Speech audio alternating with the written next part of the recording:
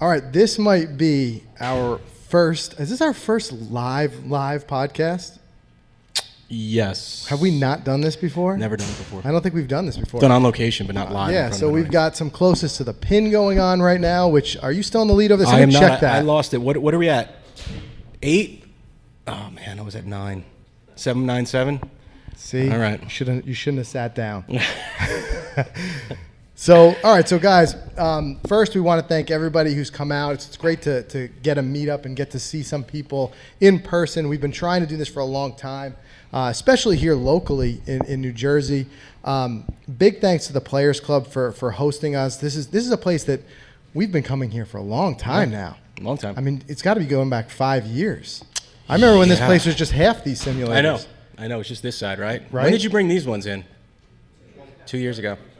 2017. They looked it up before. It said 2017. So and it's a great place to escape in the winter, especially. Oh, we got a 5 feet now on the closest to the pin. Uh-oh. Oh no! and we were talking in his backswing. I love it. That's great. So we're gonna have a little bit of fun. What we're gonna do is give you guys some updates on some stuff that's going on with Golficity. We're also going to talk about the Golficity Virtual Open in a second, and we're going to do some Q&A a little bit later. And we've got a nice surprise for everybody who's here. We're going to preview one of the episodes of the Scotland series here in a few minutes when we finish up the podcast. We're going to show the episode of the old course.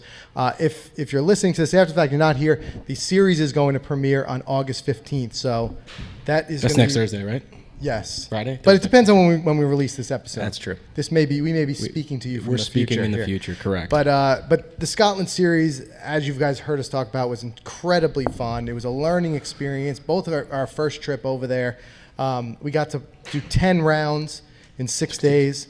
One of those rounds was Hickory Golf, right? So we just started to see some of the first cuts of Hickory Golf, and what an experience! I love watching. It was great them all reliving back. it. Yeah, it was really cool. So yeah, still amazed that those clubs survived our golf game. No idea how my steepness, they did not smash those Hickory shafts. I don't know. I have no idea. You'll see it in the video how it literally just bends when I hit the ground. But overall, awesome experience. 10 rounds, 6 days. I think we took a cart once the last day. The very last round. Yeah, the last very day, last 10th round, golf cart. Everything else was walking. It was pretty brutal, but it was fun. It was. And then some other cool stuff on the horizon. We're going to be back to Pound Ridge in a few weeks. Right. We're going to try something different while we're there. We may play it from the tips, right? We have no business doing. No, we just want to do it for fun. We're going to do that see for how fun. low we can go. All right, but speaking of which, let's do a quick update on the Golficity Virtual Open. Which, by the way, how many of you guys have played around in the Virtual Open yet? I got 1, 2. Because if you haven't, you still got time. We're going to go right until August 15th. And then just taking a look at some of the leaderboards, it looks like we've got 714 people have logged around so far, of which I'm in 394th place. Oh, yeah, I think I'm right there with you. I just saw that today. I was in 300-something place. Yes, we've got 1,300 total players registered. I believe when I last checked, we had 900 people registered for the door prizes, which I'm excited to be giving out. We're going to give those out, and we're going to announce those after August 15th, after it wraps up. Those are straight random, right out of a hat. Right. So I know a couple people were concerned with the scores. There are quite a few 59s or better on the board. Unfortunately, I think some people were entering net scores when they should have been entering gross. But regardless, that's why we're doing them all as door prizes. But we've had a lot of fun with this. It was much bigger than we've ever had it before. Much bigger. It was like really 290 the first year. Right. Like 480 next year, and then 1,339 have signed up to this year. But we've had some great suggestions of where to go with it in the future. So we may mix it up. Some people had asked to do multi-round events, also some more regional tournaments, which we can still do in a virtual setting. Northeast one, Southwest, whatever it may be. So it's been a test case, and we're kind of working out the kinks, but we will try to do some more of those. I'd also like to do a real legit tournament, like an in-person. Something like this, but like get everybody together and play a tournament. So that's something that is on the horizon as well. Probably maybe target 2020 for that. What else, Mike? What else you got? Anything else new before we do some Q&A? No, I mean, I'm going to mention Liberty National. Was there Wednesday, was there today with Chris. Chris, he's our intern from Towson University. He was a big help today. We did a lot of filming there today. Didn't get to really watch much of the golf, but Friday, Frank, you and I will be there all day. So if any of you are coming down, come hang out with us. We will be there. Anyone else listening to this, actually, this show is going to be published in the future. So the tournament would already be wrapped up. Yeah. But I'm just speaking to you guys here. We will be there. The course looks amazing, by the way. It's probably one of the nicest courses I've ever played, other than Sleepy Hollow. Keep rubbing that in. Other than Sleepy Hollow. I got to say that right there. I love you. Wherever you can, you get it to rub in that I know. You've played there, and I haven't. Okay. But you got these wedges stamped. They look pretty amazing. Yeah, we got some 52 stamped by Aaron Dill, who's the Titleist Vokey, the wedge guy. He does all the tour players' wedges, and you see them week in and week out, those guys on tour getting stamped with the funky things. And I know you guys ripped me in the comments that I have that steep swing, and a lot of you say call 811 before I swing. So I have call 811 with a shovel, and Frank's got fish and chips on his, which is a Scotland inside joke. You will see when the Scotland series. And we had Aaron on the podcast. We did. We had him on right before the Masters. He was Yeah. talking about the prep that goes in for that week, how crazy it is over every other week on tour. Which, by the is way, he pretty- told you quite a story today, right? About JT? Yeah. No, that one? Yeah. He told me a lot of stories today. He told me a lot of stories. We were there with him for like an hour. Yeah, but I mean, give us the abbreviated version So, as far as. how do you pronounce his name? JT Postone? They call him the Postman on tour. So I'm looking at Spreck. He's like my. He's like, I don't know. Yeah.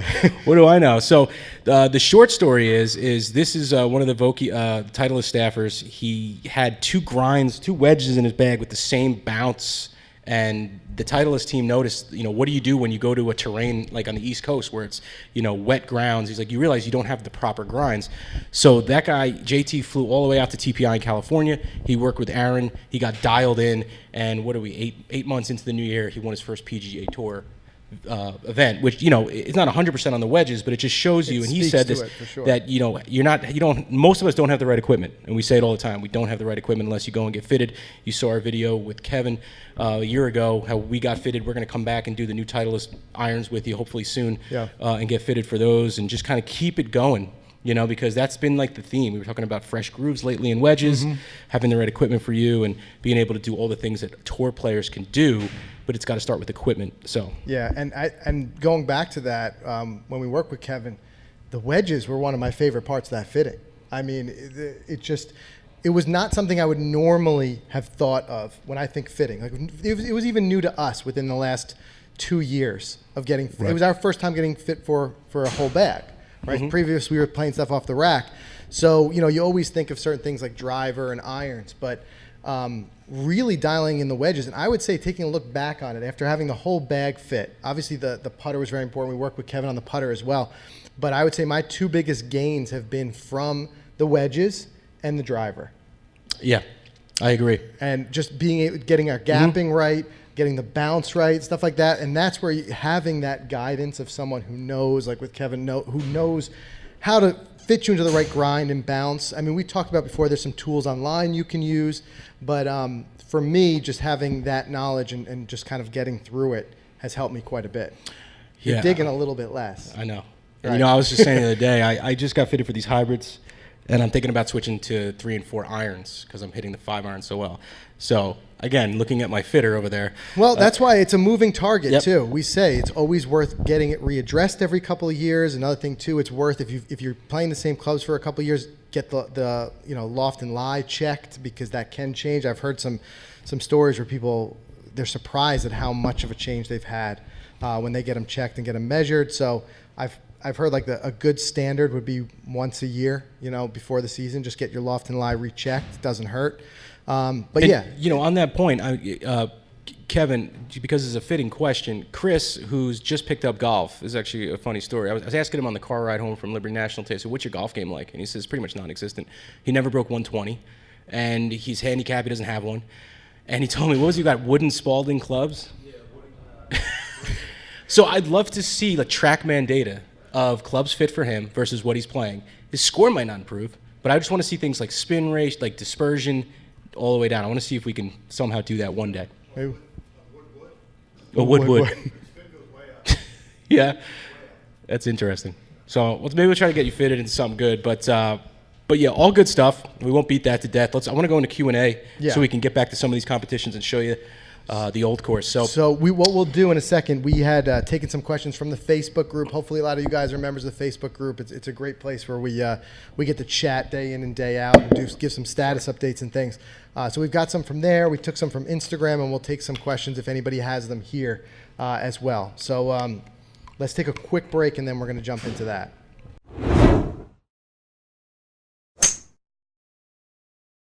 All right, before we jump into the Q&A section, let's just thank our sponsors. The Pro V1 and Pro V1X have been redesigned for more speed, more precision, and more consistency than ever before. Comparing the two, the Pro V1 has a softer feel and lower ball flight than the Pro V1X, and the Pro V1X has a higher flight with more spin and a firmer feel. Pro V1X is my ball currently. Frank's playing the Pro V1. We got fitted not too long ago. Made a huge change in our game. We love it. Both models continue to provide that proven drop and stop greenside control. He always laughs at me with that. I do. Yeah, we won't even get into that. We caught some of that drop and stop on camera last week. We sure did. Yeah, that's go going. ahead. That's go ahead. I don't mean to interrupt. No, that's fine. Yeah. So the drop and stop greenside control, lasting durability, and unsurpassed quality. Both are available in yellow. So if you prefer that brighter ball with fall around the corner and those leaves hitting the ground, it might make sense to jump to yellow. Prove how good you can be. Tee up the Pro V1 and Pro V1X on your next round. And guys, we also want to thank ShotScope. This V2 is the world's smartest golf watch. We wear them every round. You guys can see us wearing them in a lot of the videos that you see on YouTube and on the site as well.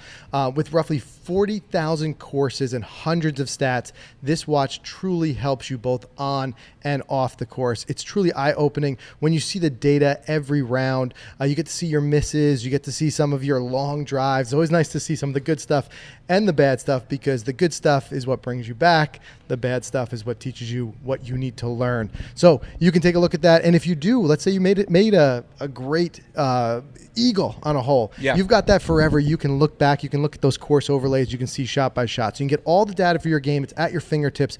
Join the revolution. Get yourself a ShotScope V2 for $159. Just visit shotscope.com/Golficity to check that out. And finally, a big thank you to FootJoy. You guys see us wearing them tonight.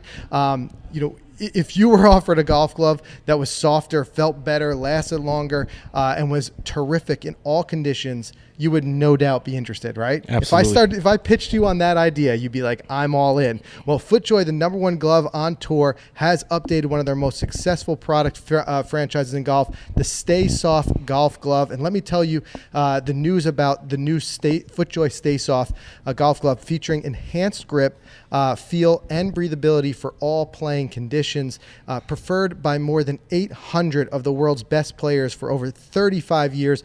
Learn for yourself why FootJoy continues to be the dominant leader in golf gloves. Learn more today at footjoy.com. I threw a couple freshies in my bag. Can you grab mine right behind you? That Stay Soft. I see it just looking at me. Yeah, you're going to need it for the simulator in a few minutes. All right, guys. I'm just going to fire some off. Fire one off, and in the meantime, we'll see if anybody else has a question. Go ahead. You got one? Yeah, let's see. This one from Kevin. What was your drive motivation for keep doing Golficity in the early stages, the podcast, the videos? I know it's hard when views, subs aren't flowing in right away. Eventually you get to the point where it's a big influx. So what do you do to keep it going? We always joke, right? Yeah. First 2 years of doing this podcast, we literally maybe had 3. 0 listeners. And it was basically a phone conversation between the two of us talking about golf. That's pretty much it. It was our way to break away from our wives and be able to talk to each other about golf. So we did that for 2 to 3 years. And I remember we started Golficity in May of 2012. In July of 2012, I remember you called me, and you don't even remember the story, but you called me and you're like, he's like, dude, do you want to still do this? And do you want to still do this thing or what? And you kind of motivated me to get back into it, and we took the show to the next level, and it basically came down to consistency. We just started doing it weekly, and we started having fun with it, and then we started taking the camera on the road just 2 to 3 years ago to bring the vlogs to life. So, I mean, the biggest struggle, to answer Kevin's question, is, just seeing if it was worth it the whole time, and I think struggling with that. You find it less of a struggle if you were thinking about doing your own podcast, about doing something that you love. That's it. But that's just it. I mean, we said we would do the same thing whether people were listening or not. Mm-hmm. I mean, we even said it was an excuse just for us to chat about golf for an hour. When I remember when we would be we're cousins, right? So we'd be at the same family events often, and our wives would get on us and be like, you guys are talking golf the whole time. You got to talk about something else. And we want to be included in the converson. So we said, you know what, I'll just call you every Wednesday night and we'll chat golf. And then we'll record it, and then there's a podcast. So, yeah. Any of you guys got any questions I wanted to, because you guys came out. Anybody have any questions? Don't want to put you. Yeah, we chatted about it a little bit before, for sure. And best of luck, guys, with your podcast that you guys got going. You said what, 7 episodes in so far? What's the name of it? Fitness for the Fairways. Fitness for the Fairways. So check that out, guys. Thanks, guys. And Yeah, then man, we'll be there to see you this winter, right? Yeah, I'm going to do some workouts, get in golf shape. That's the Cool. best time to do it. Excellent. Let's see. I got some here for that we had from the Instagram post that we did a couple days ago. Favorite course you've ever played? You added a lot to the list this year. I got to say the old course. The old course. Yeah, I don't think anything's going to trump that. Yeah, I mean, that and Kingsbarns was just absolutely amazing for so many reasons. But you guys know I chat about it all the time. I love playing the Ocean Course Kiowa. Yeah. Yeah. That was just gorgeous. Question. Yeah, I got a question. So, give me your dream foursome. Dream foursome. Golfers or just anyone? It could be anyone. Jeez. Anyone. Okay. Alive and dead? Let's go alive. Alive. So the question is dream foursome, people who are currently alive. Wow. That's pretty wild. Yeah. I know you're going to put Tiger in there. Going to put Tiger in there, of course. For sure, right? Tiger's my guy. There's wow, some, what a on-the-spot question. Go ahead. let's think here. I've always said that there's some guys who are around the game of golf that I think are very interesting personalities. One like Mark Wahlberg. I think I'd love to just play with him just to see if he does play as fast as he says he plays. What does he say? He plays 18 holes in like an hour and a half every morning or something like that. Something wild. So he would be a great person to play with, and I'd always like to mix in somebody that you can kind of learn from. One of my favorite rounds is just when we played with Kevin, just going out there. You guys got to see the that, playing the lesson playing was lesson. awesome. I've taken a lot of lessons before, your traditional swing lessons, and that was our first playing lesson, and it was a totally different world to have a coach out there playing and being able to see what you're doing and how you navigate your way around the course. So I felt like I learned more that day than I've learned in a lot of other lessons. So there's some, a lot of coaches that we've even had on the show that come to mind.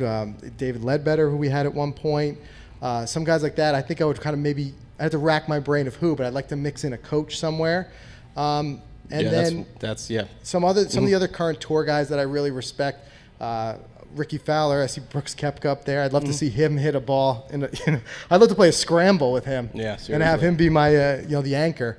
But yeah, I think that question ultimately is going to come down the day you ask me, because there's just so many great people that I've wanted to play with, and we're trying more and more to introduce some more personalities onto the videos and stuff. So fingers crossed, we'll get some people on the videos soon. Yeah, I don't know. I definitely, for me, Tiger. I'm a huge musician. I'm a musician over golfer any day. So my guy's Dave Grohl, and I would probably play with Derek Jeter, my favorite athlete of all time. I know he plays golf too, so that would be my lineup. Grohl would probably suck out there for all I know, but at least he'd be able to entertain me. I got some basic quick questions. Yeah. What handicap are you guys playing off of? Where are you at right now, Mike? 12-7. 12-7. I'm 11-1 right now. I'm really happy with that. I'm getting close to my number of going single digits. And I've dropped about, I think it was like 2 or 3 strokes in the last season, which to me that's good. I mean, What's changed in the last and season? steady for me. New clubs. The fitting, and we talk about it a lot, but with the shot scope and the data and just trying to focus, to have like super hyper focused practice, because I don't get a lot of time to practice. I know the reality is if I ever really wanted to go low, single digits, stuff like that, it's a lot of work, it's a lot of grinding, it's a lot of time spent practice, which I just unfortunately don't have. We more just out there playing, enjoying it, filming it, seeing the things that we do. But a great example was I was losing a ton of strokes around the green. My chipping, I could not rely on putting the ball close enough to up and down. I was two putting, and I was just. So I saw that in the data. I got to work really quickly with Andy Proudman from Me and My Golf, and the few things that he showed me there in 15 minutes, I'm still reminding myself before every chip shot, and I chipped in that eagle. That's right, you did. right? Shots go V, Yeah. the shot go So V. I feel like those are the little areas where I'm trying to like slowly improve a little bit. I love it. What else? Any ones from the group? Any good ones? If you could win any major, what would it be? I mean, does everyone have the same answer for that?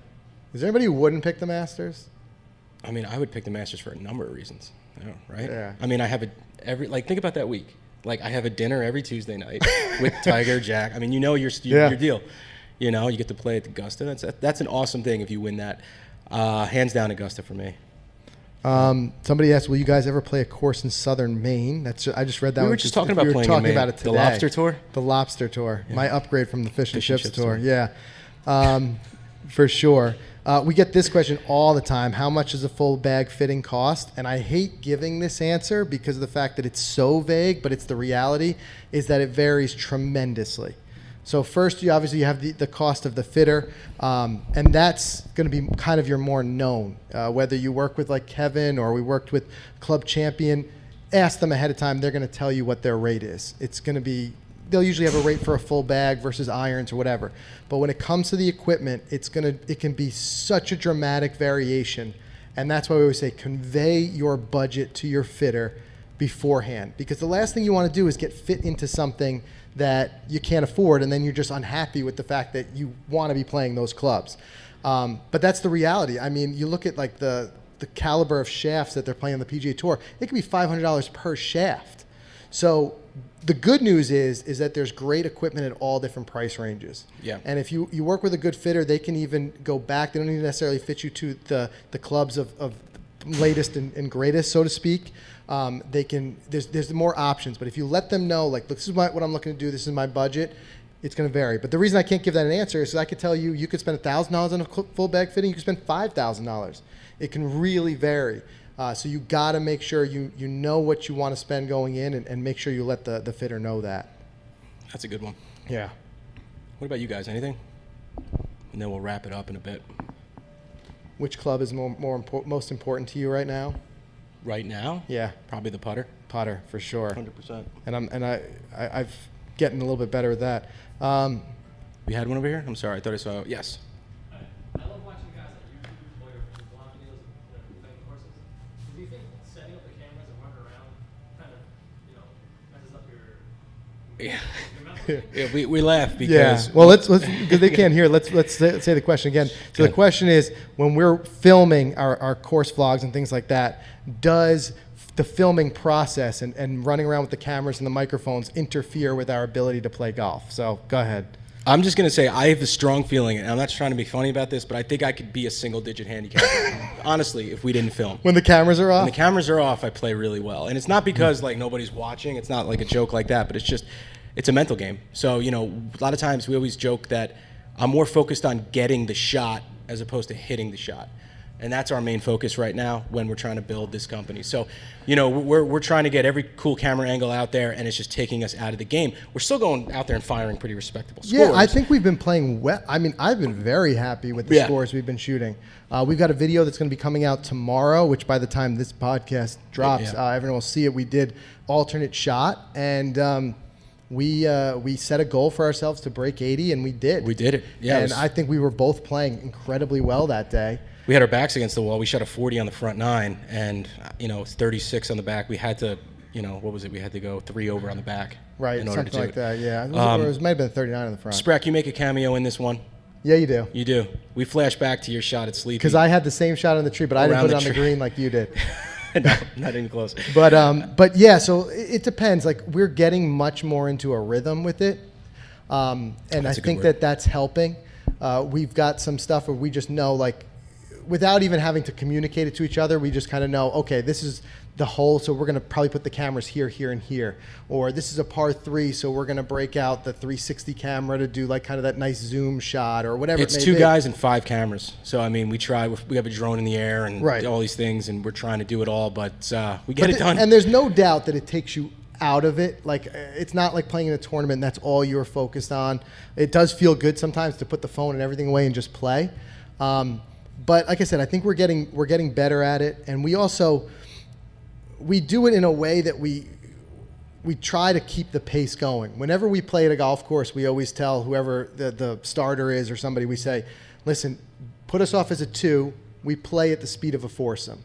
And we feel like as long as we can keep up that speed, we know we're getting the right golf done, but also getting the right amount of filming done. Yeah, that's a So good point. we'll throw things out. And some filming is more involved than others. Like when we're doing like a challenge, we want to make sure we include every shot. We're filming every shot versus other ones where it's more of an experience thing, and we'll just pull it out for like the better stuff. Yeah. But it is no doubt a challenge, but I definitely think we're getting better at Yeah, it. I agree with that. And I think down the road, we're going to start to try to introduce some other people to come out there and help us with some of the filming, and we can be a little more hands-off and just play. But I think the hard part for me there is that we lose a little bit of that personal aspect. We like holding the camera. We feel like we're talking to you guys. We want to feel like you guys are out there with us. That's like the feel that we're trying to do. So, it's a little bit of a mix of both. Let's just cap it with this last one here, because this was a big part of our year here. Mark in the group said, would you guys propose or host a U.S. YouTube Golf Day? What'd you think of making another event like YouTube Ryder Cup? You guys, Eric Anders Lang, and others versus Europe. Well, I don't know if we would go down that route. I mean, Rick Shields did a great job of putting that together. That was his rodeo, and I hope he does it again, because I would love to partake in it, even if we have to fly to the UK again. It was really cool. The guy did an awesome job. We had a blast. We've never been to England. But I still do like the idea of doing like a I Ryder would Cup love style. to, but what I saw Rick go through to put that together, it was like a wedding. It really was. It was a Putting lot that of together. work. Just so much went into that with sponsors and getting the organization and getting people there. So many people came there from around the world, Germany, Dubai. It was amazing. But if we could pull it off one day, we always said we'd grab a bunch of influencers or creators out there, guys like Brody Smith and people you see, Eric Anders Lang, who we've worked with in the past, kind of bring them all together and do one of those U.S. versus Europe type of events. For if sure. we could pull it off. For sure. I still think, going back to it though, my focus would be, even before we do that, if we're going to put an event together, I'd like to do more of a tournament for all of the Yeah, for listeners sure. and get everybody else out there to get a chance to play. Because like I said, the virtual open is so much fun, but it does have its limitations. I mean, that's the reality. Because we're not there, I can't do too much as far as from a scoring standpoint, But we'd be able to have something that's a little bit more legit. Does anybody else have any questions? Because I don't want to miss anybody if anybody's got anything. Otherwise, any other ones on there that you want to get to? No, I'm good. All right, so I'll say let's wrap it up, and then let's roll the. Look at this guy's already on the phone. We didn't even wrap Wave, up the everyone. show yet, and this guy's still. Yes. So we'll show the Scotland series, and then we're going to try to do more meetups like this, because I think it's a lot of fun. It's a lot of fun to be able to get together. We've got these great simulators here. We're going to do. We did some close to the pin. Are we We're gonna done do with some longest closest? Everyone drive. got it or what? Okay, there we go. That's the ringer's here. He's going to take it. And we're still at 5 feet? Is it 5? 5 feet. 5'8". Ooh, there you go. Jeez. Okay. We got some. We got some prizes too. We got some Yeah. balls and stuff that we can give away. So we're gonna have a little bit of fun with that, but we're gonna try to do this more often. And as we travel, we've got some more travel lined up. A lot of times with our travel, it's kind of crazy. It's in and out, but if we can make it happen, we're gonna try to do some more meetups. We're talking about trying to get a meetup going down at Top Golf in Edison, New Jersey, possibly later in the season, as well as maybe when we're out in Florida or Orlando, maybe we'll try to get a meetup there. Yeah, for sure. So again, thanks everybody for coming out. We got the place, so let's just have some fun let's and go do it. enjoy it. Cheers.